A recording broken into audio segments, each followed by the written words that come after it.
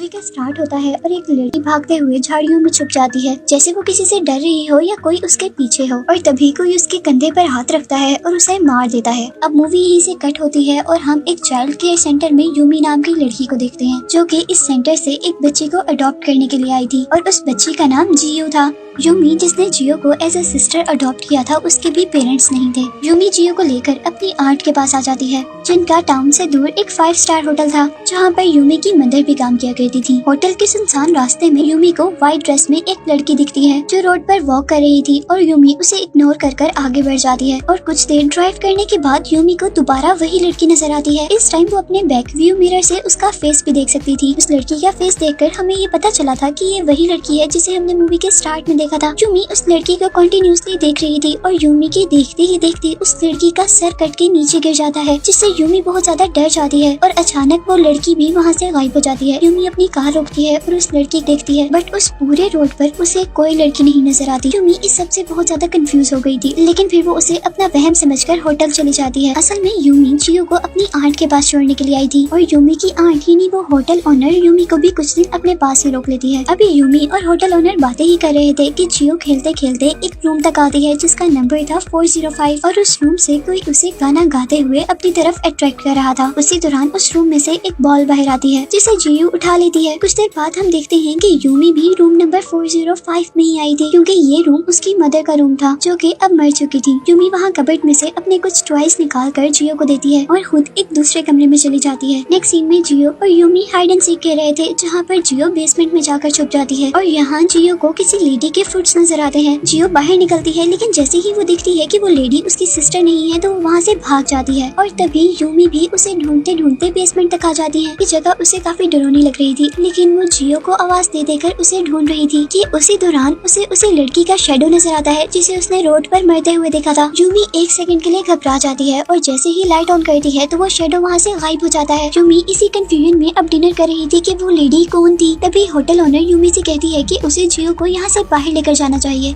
किसी amusement park में, जहाँ पर वो बचपन में जाया करती थी। डिनर के बाद वो सब लोग बातें कर रहे होते हैं कि जियो सोफे पर ही सो जाती है। यूमी उसे उठाकर बेडरूम में लेकर जा रही थी। तभी हम देखते हैं कि ऊपर किसी फ्लोर से एक ब्लैक शेडो उन्हीं को देख रहा था, जैसे वो ब्लैक शेडो इन्हीं के पीछे हो और इनको टारगेट बनाना चाह रहा हो। नेक्स्ट मॉर्निंग यूमी जियो को अपने साथ एक एम्यूजमेंट पार्क में लेकर जाती है, जहाँ पर वो काफी अच्छा टाइम स्पेंड करते हैं और यूमी नोटिस करती है कि जियो किसी से बातें कर रही है, लेकिन करीब जाने पर उसे वहाँ पर कोई भी नजर नहीं आता। वो जियो से पूछती है कि तुम किससे बातें कर रही थी और जियो अपने सामने इशारा करके कहती है कि ये लेडी मेरे से खेलने को कह रही है। बट यूमी को तो वहाँ पर कोई भी नजर नहीं आ रहा था। उसे लगता है कि जियो झूठ बोल रही है और वो जियो को लेकर होटल वापस आ जाती है। होटल में जब लेडी जियो के साथ खेल रही होती है तो उसे अपने पीछे एक शेडो दिखाई देता है और अचानक वो उसी रोड पर पहुँच जाती है जहाँ पर उसने लेडी को मरते हुए देखा था। वहाँ हर तरफ अंधेरा ही अंधेरा था, बस एक बस स्टॉप नजर आ रहा था, जहाँ उसे दोबारा वही लड़की नजर आती है। वो लेडी बगैर घूमे अपनी नेक को पूरा का पूरा रोटेट कर लेती है, जिससे डर कर यूमी की आंख खुल जाती है और हमें पता चलता है कि ये सब यूमी का एक ड्रीम था। यूमी होटल का राउंड लगा रही थी कि तभी होटल की वेट्रेस यूमी से कहती है कि तुम्हें जियो को यहाँ पर नहीं लेकर आना चाहिए था। वो वेट्रेस कहती है कि ये होटल हॉन्टेड है और इसी वजह से सारा स्टाफ यहाँ से भाग गया है। वो वेट्रेस अपनी स्टोरी बताते हुए कहती है कि एक मरतबा मैंने रूम नंबर 405 में एक लेडी को देखा था, जो कि वेट्रेस के यूनिफॉर्म में थी और मुझे लगा था कि वो यहाँ का एक स्टाफ है। बट जैसे ही मैं उस रूम के अंदर गई तो वो लेडी एक घोस्ट में चेंज हो गई।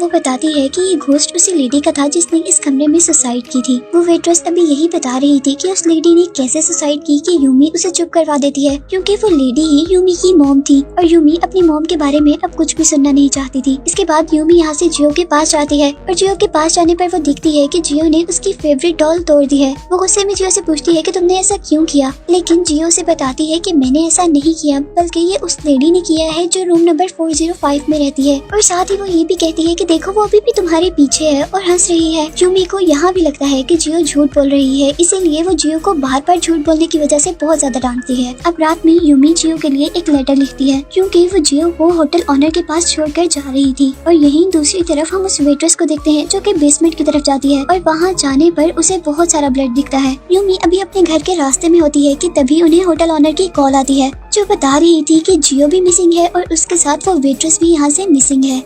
यूमी जल्दी से होटल वापस आ जाती है और यहीं पर हम एक पुलिस ऑफिसर को भी देखते हैं, जो कि जियो को ढूंढने के लिए आया था।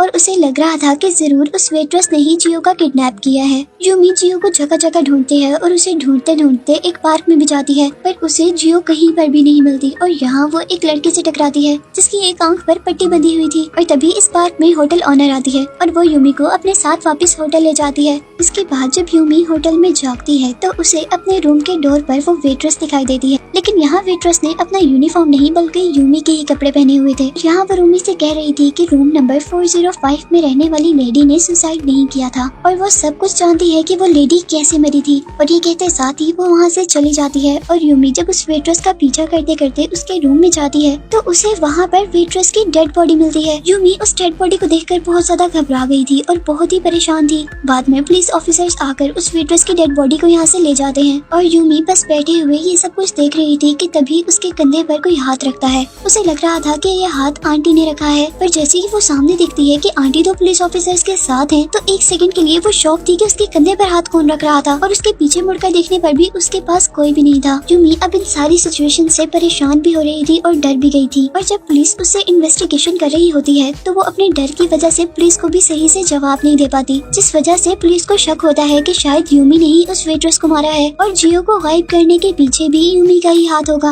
और इसी शक की वजह से पुलिस ऑफिसर्स उसका इस टाउन से बाहर जाना मना कर देते हैं। और जब वो पुलिस स्टेशन से वापस होटल आ रही होती है तो उसकी दोबारा उसी लड़के से टक्कर होती है जिसकी आंख पर पट्टी बंधी हुई थी। वो लड़का यूमी को बताता है कि उसने भी कई बार उसकी सिस्टर जियो को एक लड़की के साथ देखा है, लेकिन वो लड़का यहाँ पर यूमी को बताता है कि जियो जिसके साथ बात करती थी वो कोई इंसान नहीं थी बल्कि एक घोस्ट थी। और वो लड़का उस घोस्ट को इसलिए देख सकता था क्योंकि उसके पास घोस्ट देखने की एबिलिटीज थी। वो लड़का यूमी को लेकर होटल के बेसमेंट में जाता है और वहाँ वो घोस्ट से कहता है कि जो भी मैं क्वेश्चन करूंगा अगर वो सही हुए और तुमने उसका आंसर हाँ में देना हुआ तो तुम एक मरतबा टैप करना, और अगर उन क्वेश्चंस का आंसर नो में हुआ तो तुम 2 मरतबा टैप करना। वो उससे क्वेश्चन करता है कि क्या तुम मरे थे, क्या तुम्हारे पास जियो है, क्या तुम्हारा मर्डर हुआ है, और इन सारे क्वेश्चंस के आंसर के लिए वो एक मरतबा टैप करती है। यहाँ पर उस लड़के ने जो घोस्ट को स्टिक दिया था उसी स्टिक से घोस्ट जमीन पर एक ड्राइंग बनाता है। इस ड्राइंग को देखकर वो लड़का बहुत ज्यादा डर जाता है और यूमी से कहता है कि ये सब कुछ मेरे बस से बाहर है। और वो जैसे ही यहाँ से भागने लगता है तो वो घोस्ट उस पर अटैक कर देती है और उसका गला दबाते हुए उसे हवा में उड़ाती है। और तभी यूमी और वो लड़का यहाँ पर एक मरी हुई लड़की का सर देखते हैं। वो लड़का यूमी से कह रहा था कि जियो मर चुकी होगी और तुम्हें अब इस होटल को छोड़कर बाहर चले जाना चाहिए,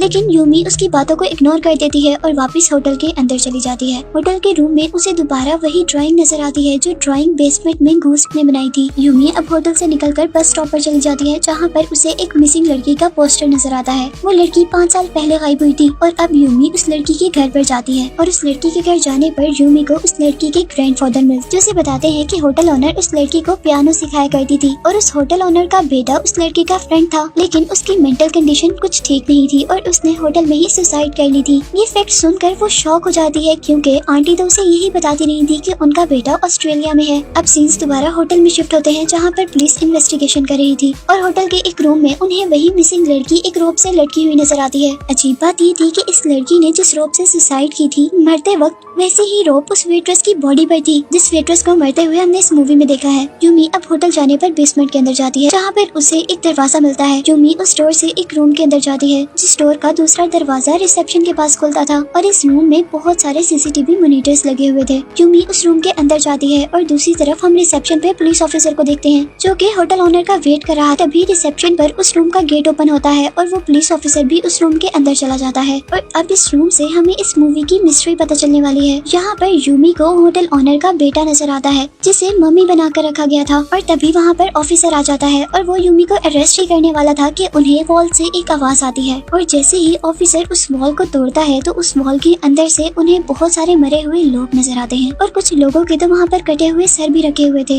इन डेड बॉडीज को देखकर यूमी तो बहुत ज्यादा डर गई थी कि एकदम से वहाँ पर होटल ओनर आती है और वो पुलिस ऑफिसर की गर्दन में अपनी नाइफ स्ट्रैप करके उसे वहीं पर मार देती है और यहाँ होटल ओनर यूमी को भी एक रोप से बांध देती है और ये रोप बिल्कुल वैसी ही रोप थी जो हर मरे हुए इंसान के साथ मिल रही थी, जिससे हमें पता चला था कि यहाँ पर किसी ने भी सुसाइड नहीं किया था बल्कि ये होटल ओनर ही सबको मार रही थी। और यहाँ हमें पता चलता है कि वो होटल ऑनर मेंटली सिक है, जिसे लगता था कि उसका बेटा मरा नहीं है बल्कि अभी तक जिंदा है। इसीलिए उसने अपने बेटे की मम्मी बनाकर इस रूम में रखा हुआ था और जो कोई भी उसके बेटे की बॉडी को देख लेता था और उसे बुरी करना चाहता था तो वो होटल ऑनर उसी इंसान को मार देती थी। कि बस स्टॉप के पास जो बार बार हमें लड़की नजर आती थी, ये वही लड़की थी जो उस होटल ऑनर की स्टूडेंट थी और इस लड़की को उस होटल ऑनर ने इसलिए मारा था क्योंकि वो उसके बेटे को देखकर भाग रही थी। उस लड़की का मर्डर क्योंकि बस स्टेशन के पास हुआ था, इसीलिए उसका घोस्ट बार बार बस स्टेशन के पास नजर आता था। और यहाँ हमें सबसे शॉकिंग बात ये पता चलती है कि होटल ऑनर ने अपनी फ्रेंड यानी यूमी की मदर को भी खुद मारा था,